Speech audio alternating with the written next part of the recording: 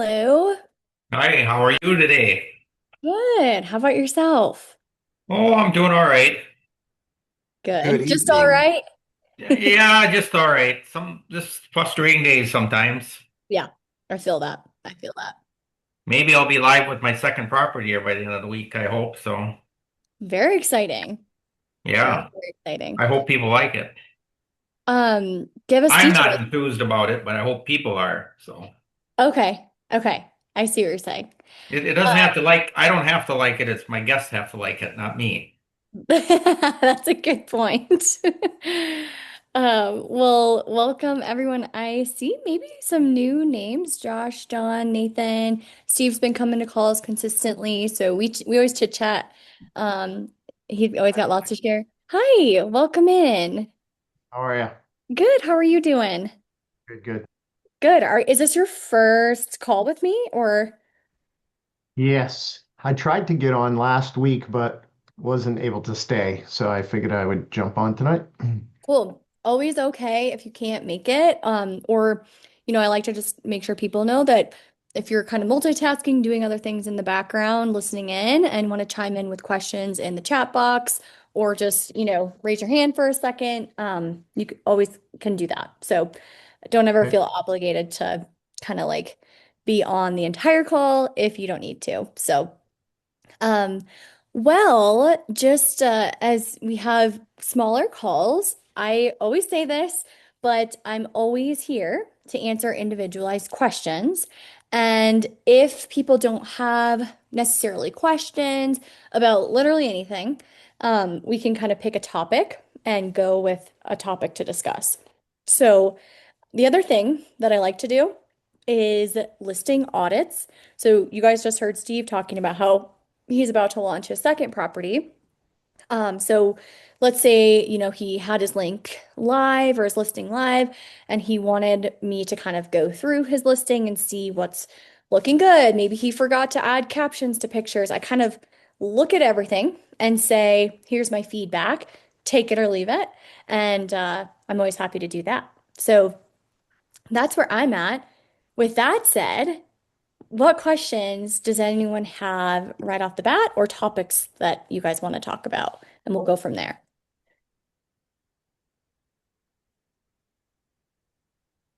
So I'll just say really quickly, because I've just started with you guys, and I'm pretty experienced on long-term and short-term rentals. I've owned a lot of properties, but I've never done it the way you guys are doing it, the arbitrage way.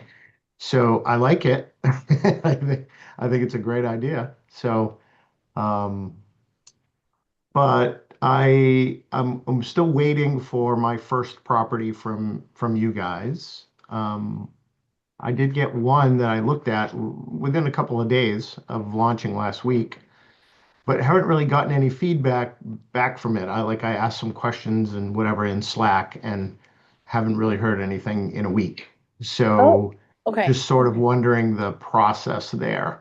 I know it could take a month or month and a half or whatever, but I just would have thought if I asked questions about something that I would have got some feedback about that. And I'm Yeah, not complaining. I'm just trying to figure out what the normal process is for you guys.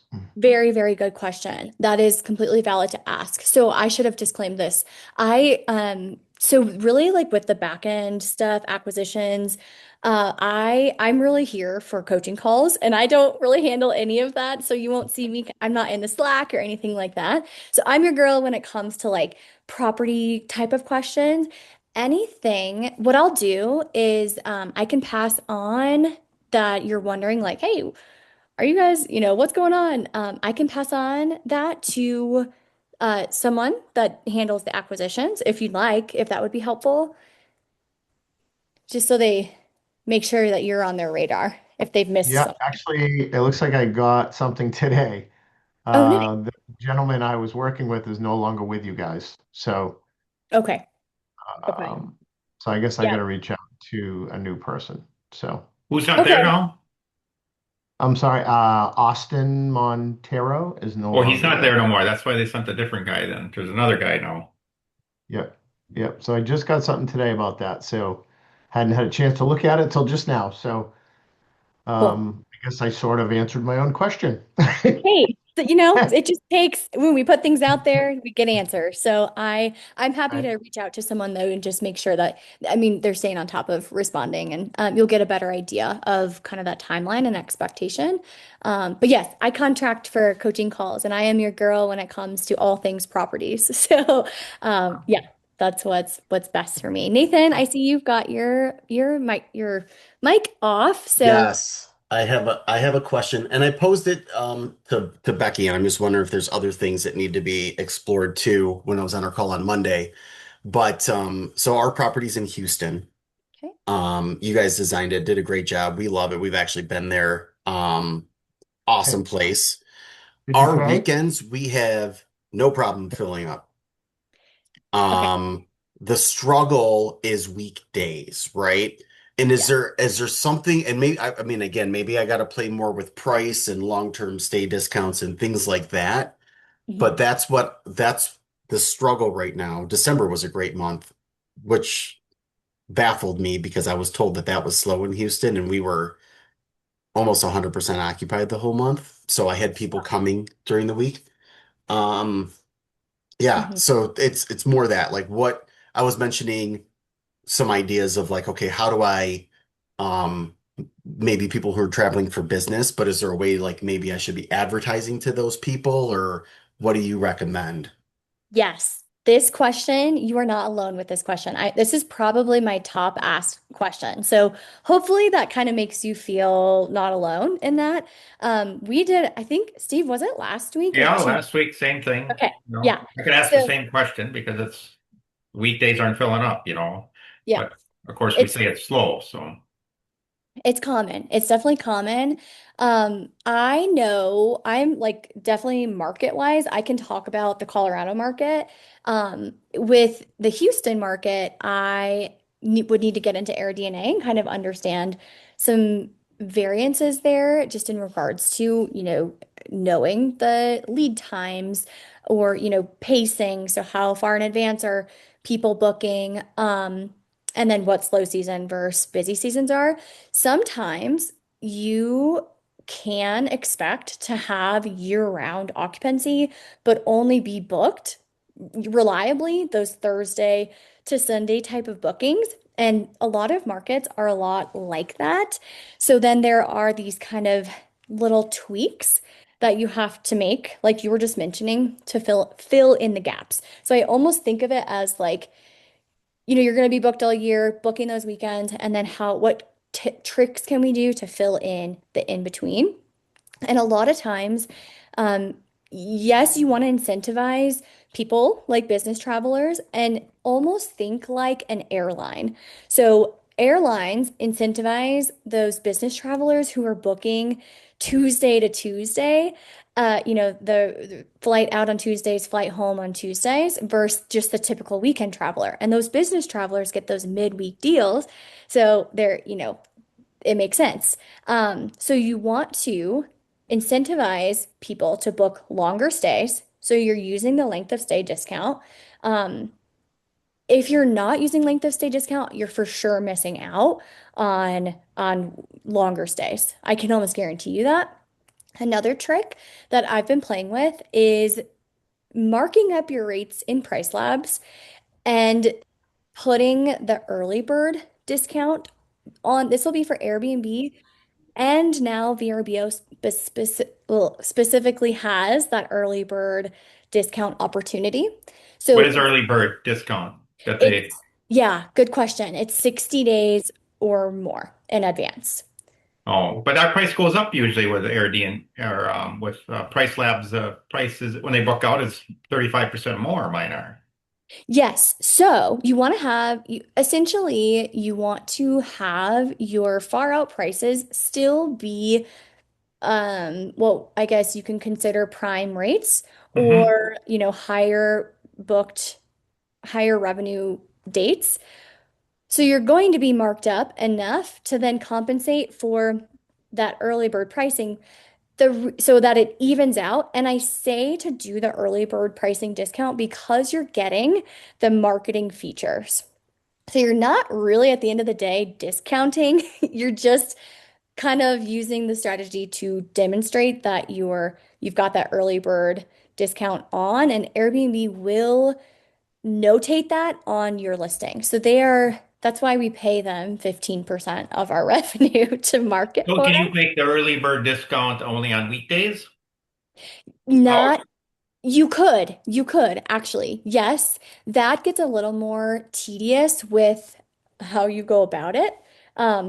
Where you're like going into Airbnb or VRBO and specifically selecting those calendar dates and either doing a specific length of stay discount, which I would just recommend, Nathan, too, if you can, go back and watch last week's call that I did on this. It'll probably give you a lot of insight.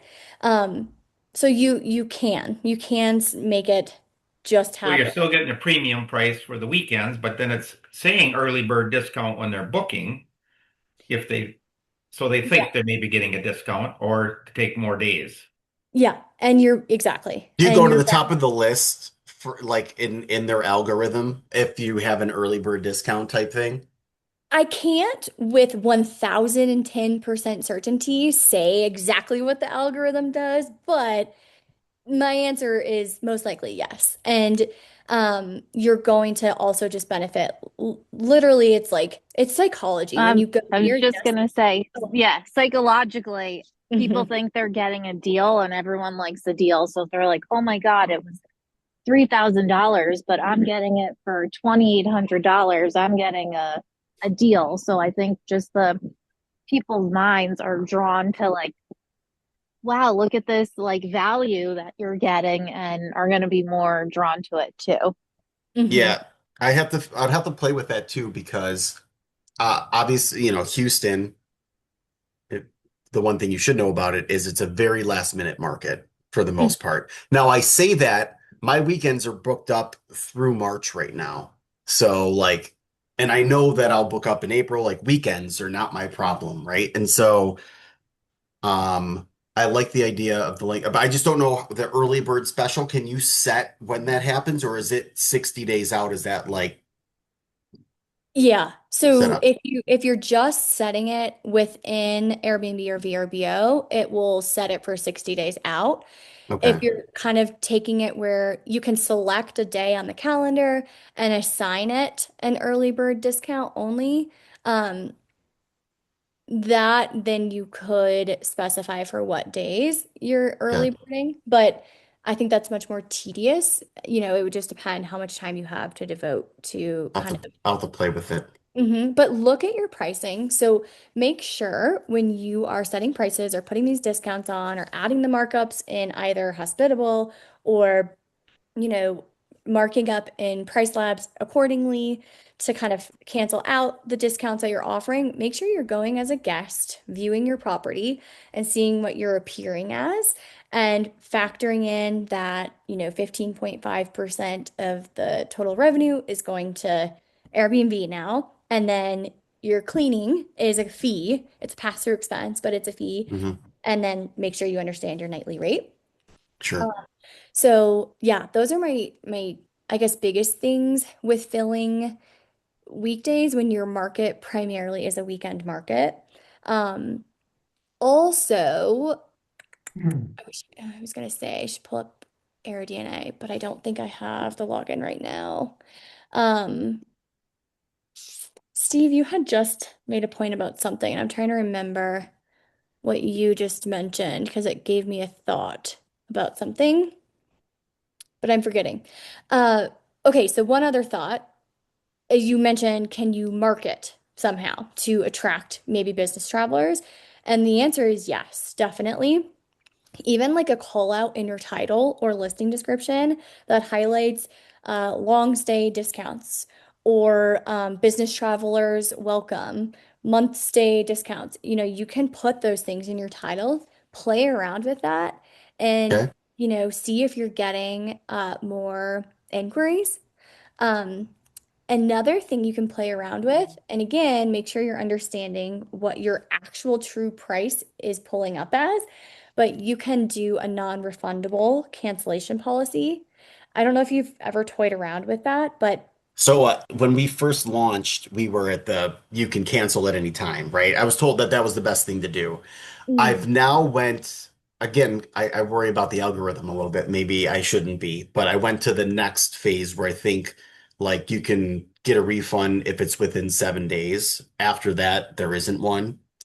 Yeah. So, I would say, if you're an established listing with more than 25 reviews, you definitely have more wiggle room to choose a more tightened up cancellation policy. But there's also a cancellation policy that you can pick where you pick your cancellation policy. And let's say you pick the moderate policy, you can also give guests the option to book a non-refundable stay and they will automatically get 10% off their stay, but they cannot ooh, cancel. I Um, like that. You so can you do that within Airbnb? Okay, I had to learn that. yeah. And so that is applicable. Definitely here, actually, I think I have it pulled up right now.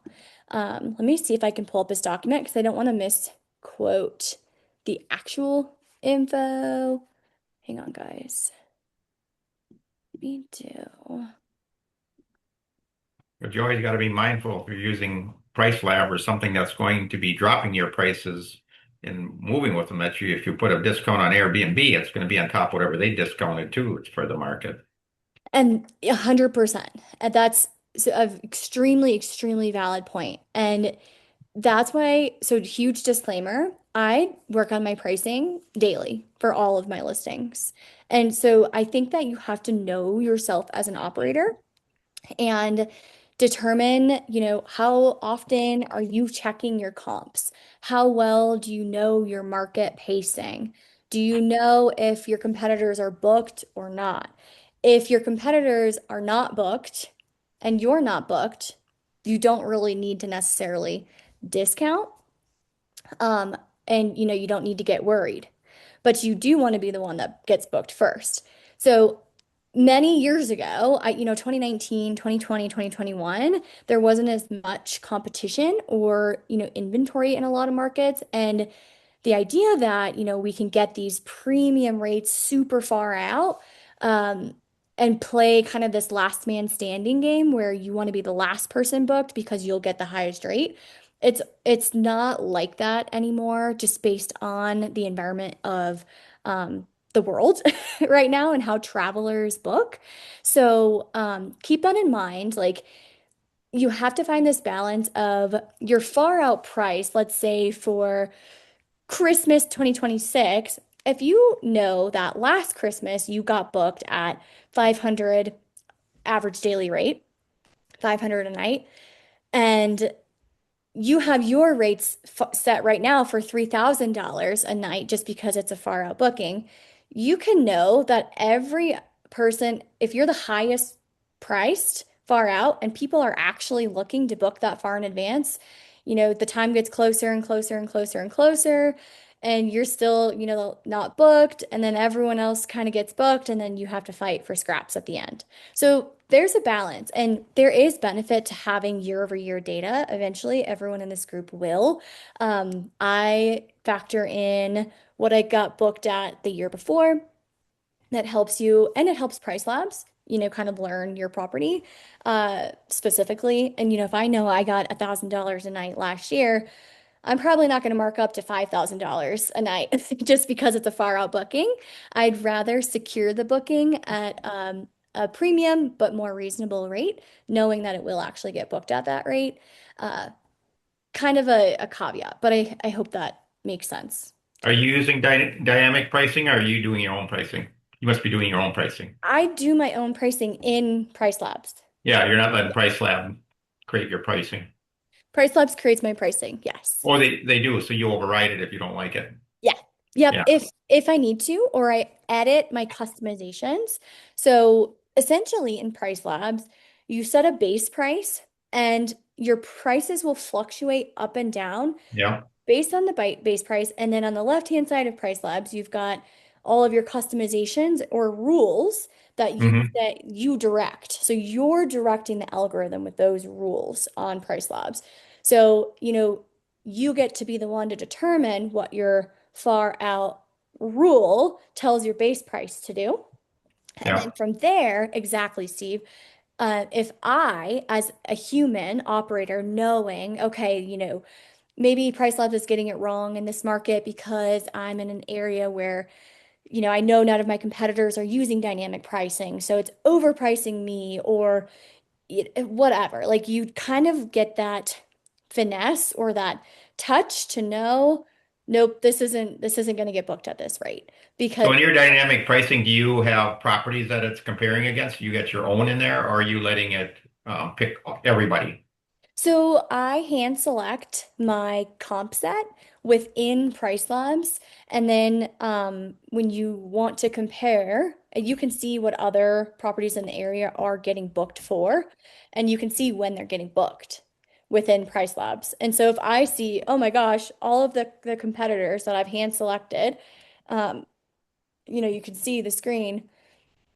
If I see they're all booked and I still have my, rates sky high, I know that's when I have to start dropping The rates. price lab doesn't use your um, properties you pick to generate their dynamic pricing. They use a general, No, I see your question now. So Price Labs is pulling in data based on various factors. So they're pulling in data from the other listings that are not selected by me, all of the listings in the area. They're pulling in data about what hotels are getting booked at, um, right? events in the area. And You then just have them listed there so you can look at them easily on your price labs. exactly. Yep. Yeah. And I know the competitors in my area that are also using dynamic pricing that also have a hot tub that also, have 5-star reviews and those are the ones that I pay attention to.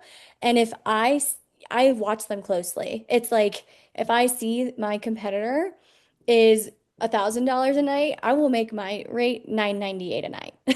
So, that's how closely I pay attention to my comp sets. And yes, my price labs gets me like this close, but I will make manual overrides going in So and your price lab is doing well then, comparing to your properties that you compare to theoretically. yeah, I think that, I've honed in my rules in price labs and my base price. But I still go in and make adjustments if, things are looking off or I know something has changed in the market. You can always make changes to your base price or the customizations that you have for it. Um, but yeah, for the most part, I feel like Do you ever compare it like against, you don't check like what Price Labs is doing against Gusty or now hospitals getting their dynamic pricing more supposedly tuned in where they're getting their information from nobody ever knows. Yeah. So yeah, yeah, I was just talking. So, I work closely with a like professional revenue manager in the space, and if anyone's interested in working with him with their pricing, let me know. I'll drop my contact. But you guys can always reach out to me. But uh, he was just talking about, shoot, I just lost my train of thought. What did you just say, Steve? about the comparing against Gusty or hospital, where are they getting their information? How close are they to your same pricing, you know? That's right. Okay. So it's not there yet. The data just isn't as accurate as it is in Price Lab. And I was watching that when Hospitable, you know me, I'm like a huge Hospitable stan. I will be Hospitable's number one fan, always and forever. Heart to Hospitable, but their pricing algo is just not, it's pricing way too low still. Have you looked at it lately or not? Because they've done a lot of changing according to a couple weeks ago that they No, and no. So I should, yeah, definitely know. Like when it first came out, price, it was definitely pricing way too low. I was just speaking with the the guy who's kind of does professional revenue management, and he was saying, it's just not the PMSs aren't it's not gold standard yet. Um, yeah. so hopefully, I'm rooting for Hospitable to be the gold Oh, I standard. am too. I love that. I love the because of all the young people that are in it, and they're all over the world, and there are a lot of them working out of their houses, and they have a lot of they're all excited about doing it, and they Yeah, work at it, and they're always changing, and it's really cool. I mean, yeah, I'm very impressed with what they do. yeah. Yep. Use the second email I dropped in the chat there, you guys, if you want to reach out to me about pricing help. Whenever we have questions about pricing, and I always say this, but I give you guys as much kind of like zoomed out as advice as possible, knowing that every listing has its own intricacies and it's like creating individualized plans for each property. So it's hard for me to give very, very specific information about like, oh yeah, you should use a 10% length of stay discount or you should use a 10% early bird discount. So that's where pricing kind of has this really specific finesse that if you need help, it's definitely worth consulting. But those kind of zoomed out tips that I've given you guys are a starting place. So always beware what your pricing is pushing in price labs, what discounts you have specifically applied to each online travel agency, Airbnb, VRBO, Booking.com. Always know what markups you have set in your property management systems and know what your pricing is going to display as when guests go to book so you aren't accidentally over discounting, I guess, just to get those marketing features. Okay, so what Nathan, we had started talking about this with cancellation policies.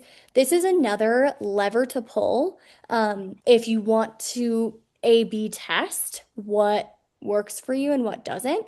So let's say you have this moderate cancellation policy, you still get to have that.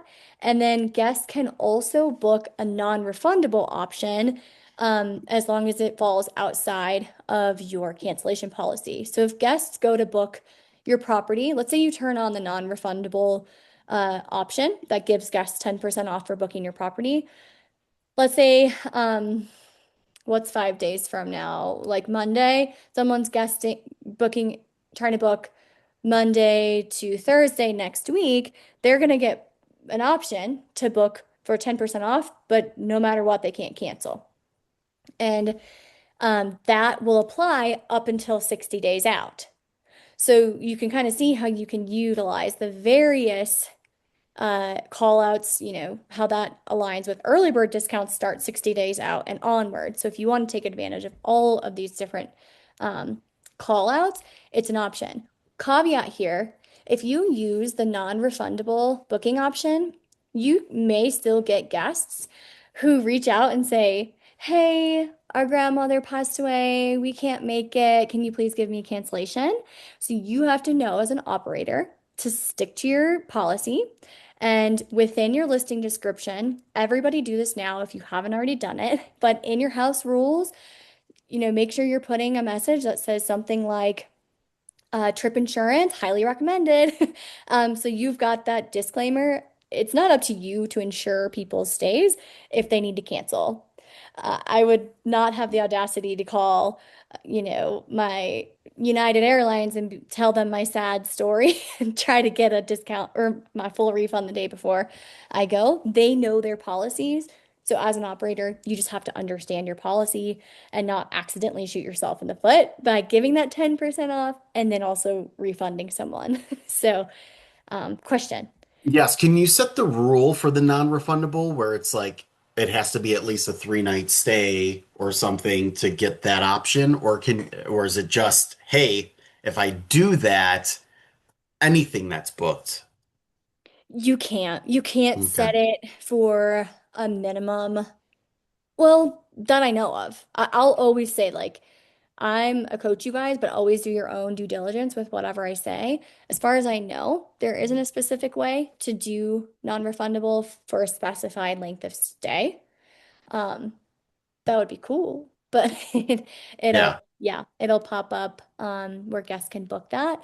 And so essentially what's happening when you use this non-refundable option, again, you're marking up your rates and price labs to account for this 10% discount. You're comparing to your comps to make sure it's making sense. And you are going to pull up in search result with a strike through price and it's going to put in search result that 10% discount. It's going to get guests to that checkout page. And then at the checkout page, they can then see that they also have the option to have the refundable stay, but it's going to be 10% higher. So you're getting people to your booking page, and that's going to increase the likelihood of conversion. Okay. Yeah.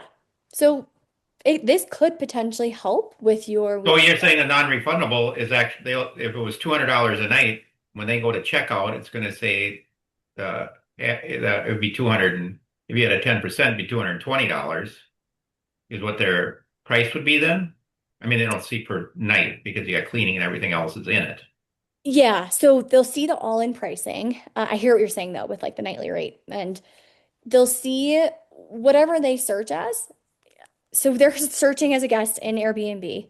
Whatever the discounted rate is going to be what pulls up when guests search. So when they have a million options to choose from, so, this is the search page, they're going to see, okay, so this is the amount that they saw on the search page. This is what they get as an option, or they can book the refundable option and then the typical cancellation policy applies. But I got this huge benefit that I'm pulling up in search, as this lower rate versus the higher rate, I think. You should. Yeah. 2172. And then you can see 2172 is the refundable option. So in search, you're getting this benefit of this strike through pricing, and then guests can make their decision on the booking page.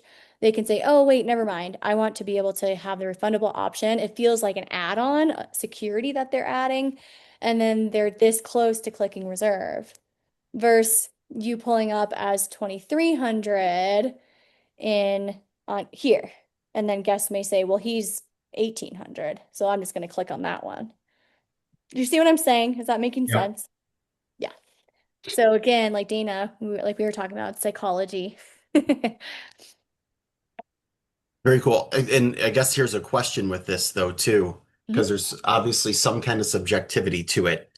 When I'm trying to compare to my competitors, what's a good rule? Like, especially in Houston, Houston's really big and it's got pockets. Should I just be looking within several blocks of where I'm at? And then comparables, I'm a 3 bed, 3 bath, 3.5 bath, but Yeah, this is a fantastic question. And again, okay, so there's almost like three tiers, and you basically just named them of how we're comping. So you have your set of listings that you watch like a hawk, right? And they're very comparable. They're also three bedrooms. They also have XYZ amenity. So you watch those closely and you understand, okay, I'm not falling crazy above them or crazy below them. And you're watching when they get booked or when they do not get booked. Then you're also going in incognito mode on your browser, and you're searching various dates, and you want to see, how is the map over here pulling up? And you'll notice recently that I've noticed this at least, the map is starting to zoom itself out more. And I think the reason is because